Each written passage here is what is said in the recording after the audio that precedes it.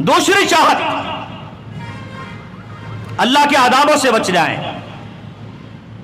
जी हां, और अभी आप सुन रहे थे कि अल्लाह का खौफ खत्म है। किसी ने हंडिया से डरना शुरू कर दिया है, किसी ने आंधी तूफान और जलजलों से डरना शुरू कर दिया है, और किसी ने झाड़ू को सिर के नीचे दबाकर अपने आप को महफूज करना शुरू कर दिया है। कोई काली बिल्ली से डर रहा है, कोई जिंदे और मुर्दे से डर रहा है, कोई ताबीज और धागों से डर रहा है। ये मुसलमान का अकीदा इतना कमजोर।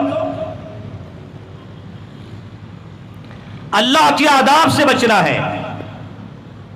एक ही काम मैंने कहा ना, एक ही काम। फरमाया वत्तको फितनतन ला तुसीबन्नल्लज़ीना ज़लमू मिनकुम खासा।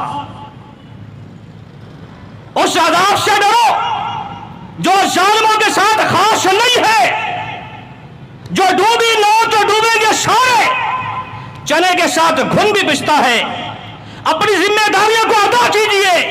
बंदा गुनाहगारों की वजह से, अल्लाह के बागियों की वजह से, पैगंबर के नाफरमानों की वजह से, गुस्ताखों की वजह से, सहाबा के गुस्ताखों की वजह से अल्लाह का अदाब आ गया तो खैर किसी की नहीं होगी।